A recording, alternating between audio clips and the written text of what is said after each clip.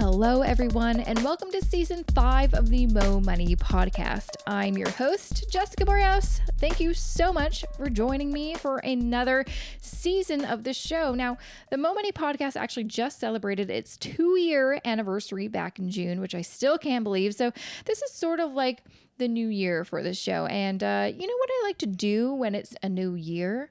I like to celebrate, which is why I am kicking off season 5 of the podcast by doing a special contest. That's right.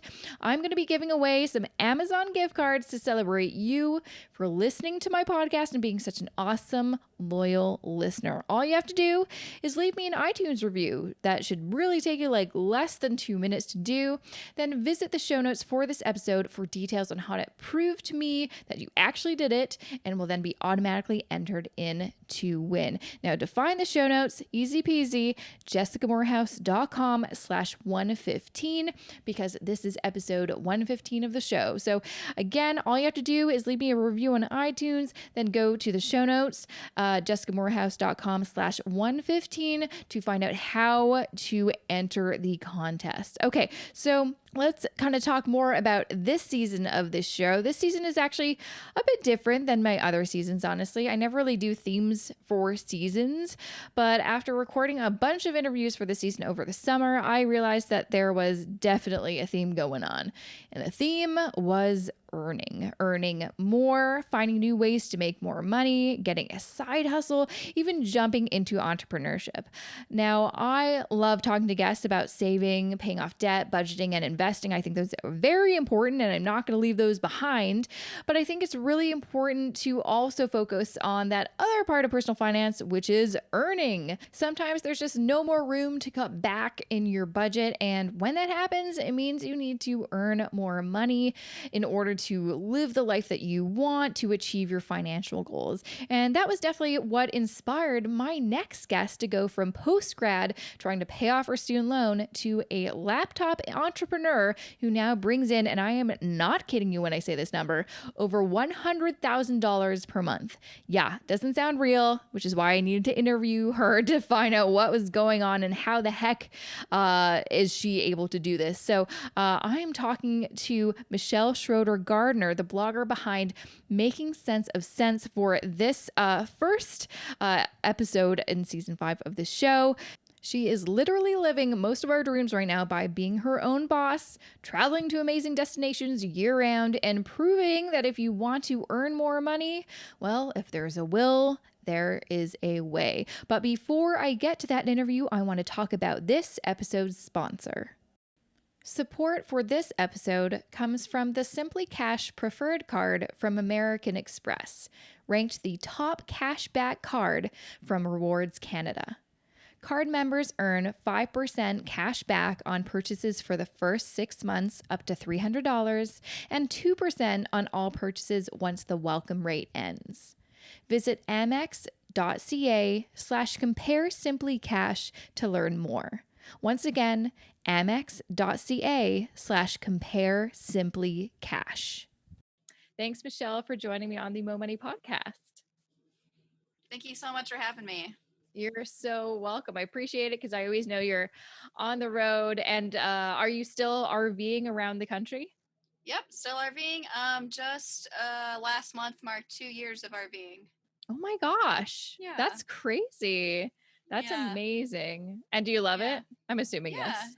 Definitely, of course. It seems a lot longer than 2 years, but then it also seems like we just started at the same time. Yeah. How much, where did you start? How much of the country have you seen? That seems like 2 years. You've probably seen a lot of the United States.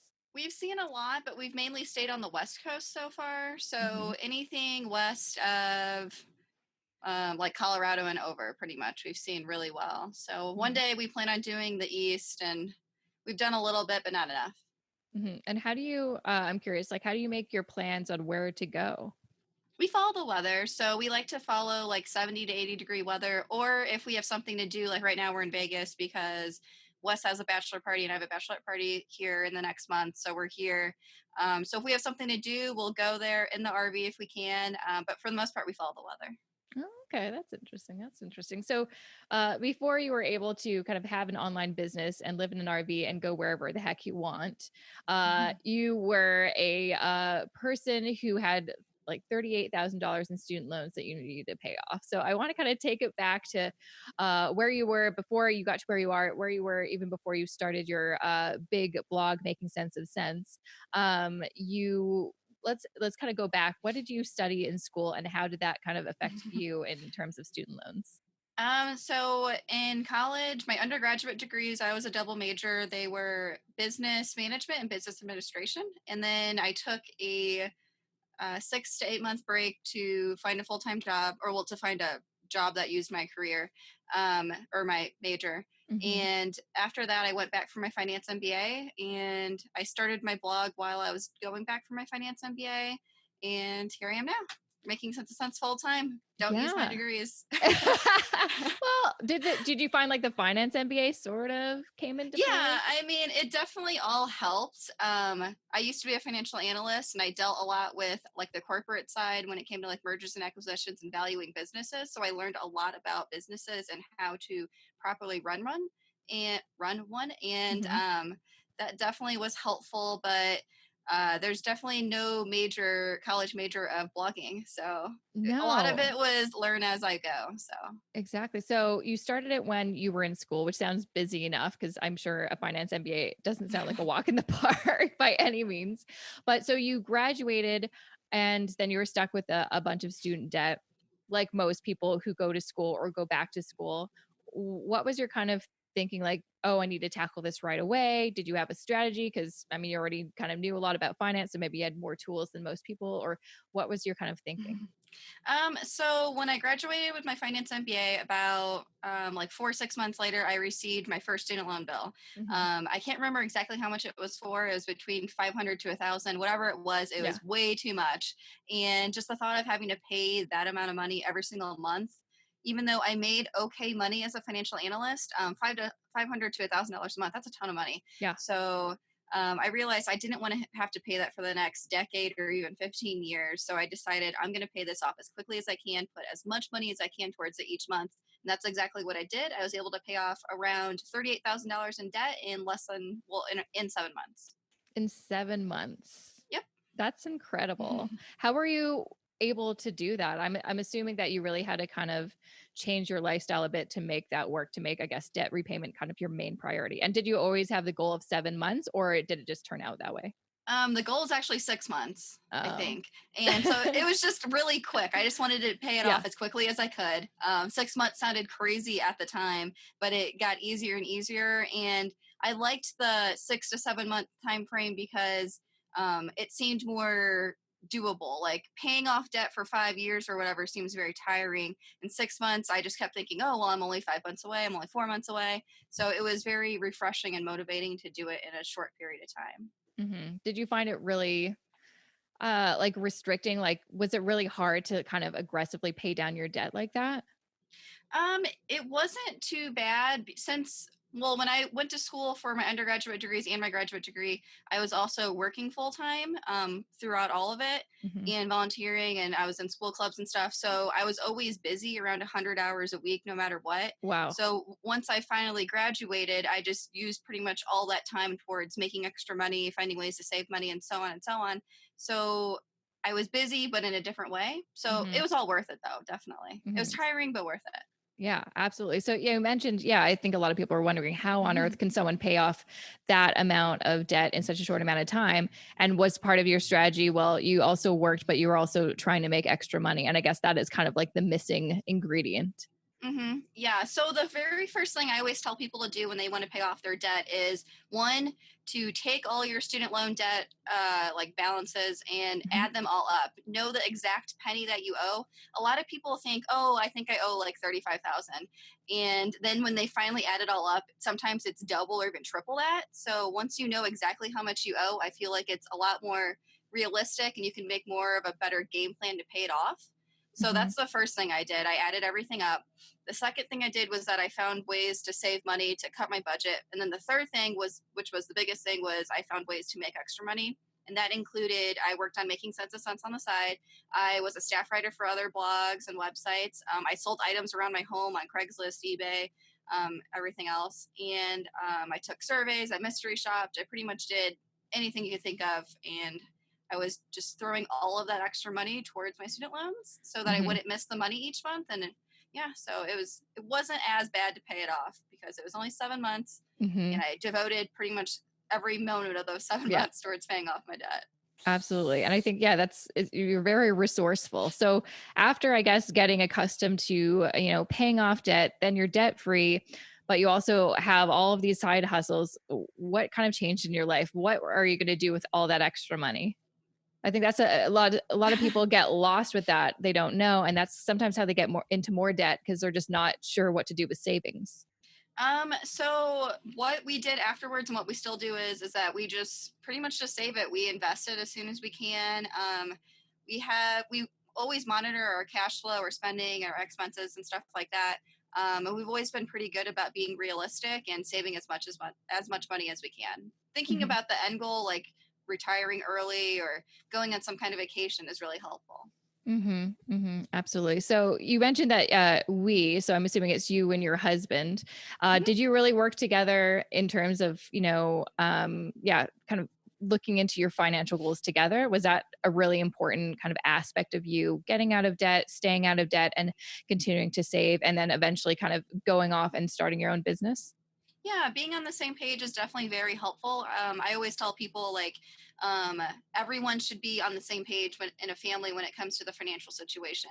Like a lot of families, one person manages everything when it comes to money. Like they'll Hmm. pay all the bills, they know how much debt they have. And then surprisingly, the other spouse doesn't even know like how much debt they have, how much credit card debt they have, what their monthly mortgage payment is. And I feel Hmm. like that can really hurt a couple when both people aren't on the same page and both people aren't aware of what's going on. So both of us being aware definitely helped. And it's very important. Yeah. Absolutely, absolutely. So, at what point did you start your blog, Making Sense of Sense, and why did you choose to do one that's specifically about, educating people about personal finance? Is it mainly because of your background in finance? No. So when I started my blog back in August of 2011, I didn't know that blogs could make money, that they could be turned into a business or anything like that. I started my blog as a way just to talk about myself, pretty much. I was reading Cosmopolitan magazine in August of 2011, which is super weird, I know. And whenever I tell people this story, I'm like, oh, I sound crazy, probably, because usually that has nothing to do with personal finance, especially back then. Yeah. But they featured a personal finance website called Daily Worth in their magazine, and I headed over to that website and I started scrolling through the comments, and a lot of the comments were from other personal finance bloggers, and I started reading personal finance blogs, and I was like, oh, this is really interesting. Sounds kind of fun to talk about money and to be Mhm. really open about it. So I started my blog just as a hobby, just to talk about money, to help myself with money mainly. And like I said, I did not know that they could make money. 6 months after I started my blog, another blogger contacted me and said, hey, I know you don't make any money with your blog. If I have an advertisement deal with an advertiser, and you can make $100 just placing an advertisement on your blog. I was like, oh, that sounds interesting. So I tried it out, and then it all just grew from there super quickly.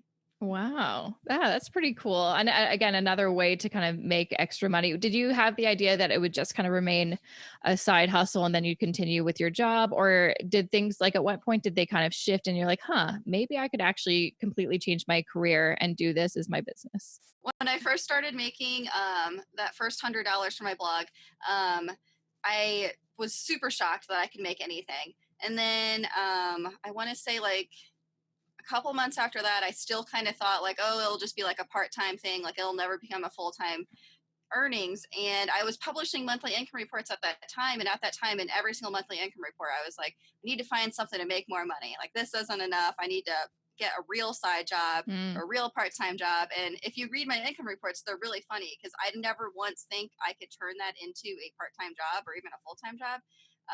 That just never even crosses my mind. But after about a year of after that $100, it kept growing and growing, and that's when I realized, oh, maybe I could turn this into a full time job. And I think that's also around the same time when I start telling people about my blog because I started out anonymously. So that's right. after, yeah, so after I want to say a year and a half. It was about 6 months before I turned my blog into my full-time job. I actually started telling people. And after that, people started reading it and they were like, oh, like this is really good. You can turn this into a full-time job. And I was like, oh, never thought about that. That's actually a really good idea. So Yes, it is. That sounds yeah. amazing. Yeah. I'm curious too. So you've had the job and you decided to do it full time. Were you kind of worried about leaving kind of like maybe your cushy corporate job to go alone? And, there's a lot of people who do start online businesses and I don't think they realize what goes into it. And so I'm curious, you started with that first advertisement. What else did you kind of add in to kind of diversify and to kind of grow your business so you're not dependent on one income source and if it dries up, oh shoot, I have to go get another job again? Yeah, so when I left my day job, or before I left it, before I turned in my 2 months notice, I was super nervous. I talked to so many people about this. I was nervous of leaving the job, the benefits, the stability, and so on and so on, and just actually using my degrees. I was nervous about Yeah. leaving all that. So I've always made it an effort to diversify my income as much as I can. So back then I was doing a lot of things that I don't do now. Like back then I relied more heavily on sponsored posts, sponsored partnerships with companies. I did a lot of staff writing. I don't do any staff writing now. And I also did social media management and website management back then. And I don't do Mhm. any of that now. But back then, that was a great way to diversify my income so that everything wasn't so reliant on the actual blog making sense of sense. Mhm. So predominantly, what do you do now? Now that you don't do any of that, what has kind of worked for you now that's, didn't work a couple years ago, or maybe you didn't even know that it was a possibility to do to your business? So now mainly everything is focused on my actual blogging business. Mhm. So all the income's through affiliate income on Making Sense of Sense. I have an affiliate marketing course called Making Sense of Affiliate Marketing, sponsored advertisements on my blog. Um, that is pretty much everything. Everything is Yeah. mainly focused on making sense of sense in my own business, not really Mhm. freelancing for everyone else anymore. And did you find that that was just like something that you just wanted to integrate more in your life or have more balance and more freedom, and you just liked doing more, I guess? So back then it was great, but now I've just realized I want to be my own boss. I want to be in complete control. And being your own boss, your income potential is pretty much unlimited. Mhm. You can have a much more flexible schedule since we RV full time. It's much better this way. I'm not a fan of schedules anymore. So Mhm. RV life's probably ruined me in that way, and same Yeah. with being my own boss, but it's definitely great still. Absolutely. So I'd love to know because I know you at one point bought a house, but I think you sold it to RV around the country. What made you decide to do that? I think because a lot of people our age are just thinking of starting to get into the housing, market and buy their first property. Why did you want to kind of do something completely different? So me and my husband bought our house when we were each 20 years old, and that was back in 2009, and we Hmm. sold it in 2015, July of 2015, so that we could start RVing full time. We loved living in the house. We lived in it for almost 6 years, but traveling full time just seemed more fun at the time, and it definitely still is. I don't know when we'll ever settle down again and live in a house again, but yeah, we definitely love RV life. Mhm. Yeah, that's another question. Do you think, yeah, how long do you feel like you will continue to RV? Do you have like plans like that? Like oh yeah, definitely for the next 5 years, or do you just kind of take it month by month or year by year? We're pretty open. We love RVing, and I definitely don't think like full time traveling will ever change for us. Next, we plan on possibly sailing, backpacking, and stuff like that. I think us living in a normal house again, that would probably be at least a few decades, at least a decade away. Oh So wow. I would assume it'd be a long time. We really like full time traveling. Yeah, no, definitely. So I'd love to kind of get an idea of what full-time traveling means because it's I think something that lots of people dream about doing, but they don't really know what's involved, myself included. What does it look like? It's probably not that easy to also have everything you own and you have in one RV, and you must be really organized. See, I like everything being in here. So when we just got back from a 10-day sailing trip back in Hmm. June, and packing for that was like really stressful because we had to make sure we had everything. And usually when we RV, I mean everything's there. You just don't ever forget Yeah. anything. So it's really easy, and that's something I really like about it. Being able to bring your home everywhere is definitely super comfortable. Because you can make food in your own home, you know how clean it is. You can take showers, everything else like that. And we have a different view outside our window pretty much all the time. So it's really great. If we want to be near a mountain, we can park near a mountain. If we want to be on the beach, we can be on the beach, and so on and so on. So it's really great. hmm So yeah, I guess that's another question I had too. It's like when you're RVing, when you, I guess, stop at different locations, it's not like you're just like stuck in the RV and you just have like a little tiny house on wheels. You kind of, I guess you've got to be very outdoorsy to really take advantage of the whole purpose of RVing. Yeah, definitely. We definitely go on a lot of hikes. I probably walk my dog around 4 to 5 miles a day, every single day. We're outside a lot. Right now we're in Vegas, so we're not outside as much because it's really hot here. Yeah. But Yeah. yeah, so we definitely still we like to go out to eat a lot. That's definitely not the greatest thing for a personal finance expert probably, but since we travel full time, we like to Yeah. go to TripAdvisor's top 10 restaurant list, and we like to knock them all out. So Mhm. if we're somewhere for a long time. So we have different things that we like to do, but there's always something to do when you're traveling full time. There's always something new to see. Absolutely. So I guess, do you feel like you kind of have to be a little bit of a minimalist because you have that lack of space? Um, we're Some people would probably say we're a minimalist, but other people who are actually in tiny homes would say that our house is really big. Yeah. So so I mean it's kind of a weird in between. Like our RV is maybe like 600 square hmm feet on the inside. So I mean that's definitely like triple the size of a normal tiny home. So I mean I guess that's who you're talking to. hmm For us, we definitely still have a lot of space where we could put stuff in our RV. Um, but I mean Like, I was don't it a big transition from going from a house to an RV? Was that like a big, oh, yeah, yeah, that was definitely hard. yeah. So when we had our house, we had Salvation Army come over and just bring an empty truck, so they can take hmm as much stuff as they wanted. We also had neighbors from like multiple houses around us come over, and we told them, take whatever you want. Like we don't care. Don't pay us anything. Just take Yeah. it. Like we Yeah. don't want it. Yeah.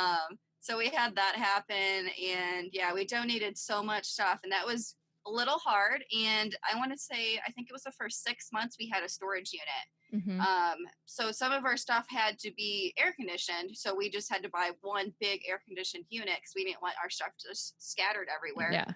And that was almost $200 a month for a storage unit. Wow. So yeah, so we were just like, oh, this is a waste of money. Like if we RV for the next 5 years, that's like over $5,000 just to keep our stuff, and our stuff's not worth $5,000. Yeah. So um, eventually we like all the stuff in the storage unit was all brand new furniture that we just bought 'cause we had just moved to Colorado. It's really confusing. We moved to Colorado for a little bit, decided we wanted to RV, but we had all this new furniture, so we gave it all to my husband's parents, and we asked them if they would take some of our personal stuff too, and it all fit into one like super tiny closet in their house, not even a walk-in closet, just like a tiny super hmm tiny one.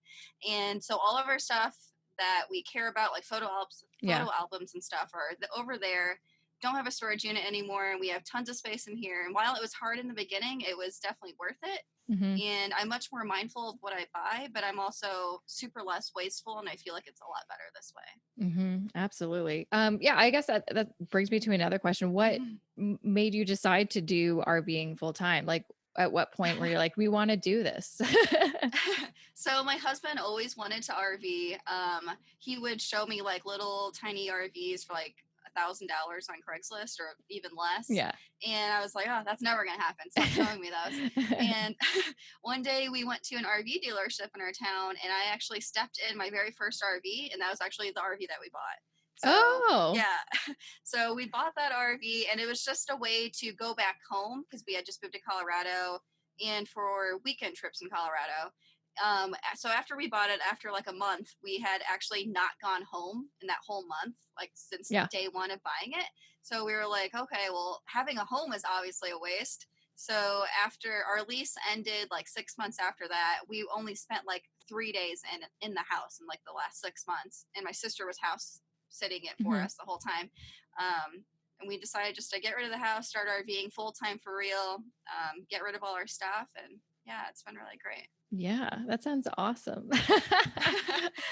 And you mentioned your sister because I know she also has a personal finance blog too. Mhm. So how did you, I guess, help her get interested in personal finance, because I have sisters and it's hard to kind of sometimes get them Yeah. excited about it. But also encourage her to kind of do what you did and start a blog, and also, the online business side of things. I think that's really great that you're kind of Yeah. including your sister in that. Yeah, so I convinced her to start a blog. I want to say it was probably like 4 years ago or something. And she wasn't super interested in it at first. And I was like, no, you should start it. And then it wasn't until about a year ago when she started taking it seriously. And she loves it now, which is like really great. I'm really proud of her. I'm really happy for it because Yeah. I love it. So it didn't make any sense for my sister not to love it too. I mean, she should love it. And now she Mhm. does. So, but yeah, she makes a full time income from her blog and helps tons of people. And there's so many times where I'm like, that is a good idea, Lexi. Why am I not doing that? So she's teaching me stuff and I'm teaching her stuff, and it's great. That is so cool. That is so cool. Yeah. So where do you kind of see, do you have like any future plans, or do you just kind of living in the moment? So I'm pretty bad with plans. As RVers, like we'll make a route, and I feel like this is normal for all RVers. We'll make a route like, oh, we're going to be doing this for the next 6 months, and then a day later, everything will change. We won't go to any of those places ever, Mhm. and so things are just always changing. We sort of have a route that we like to do that we plan on doing for the next 6 months, but I mean, things can always change.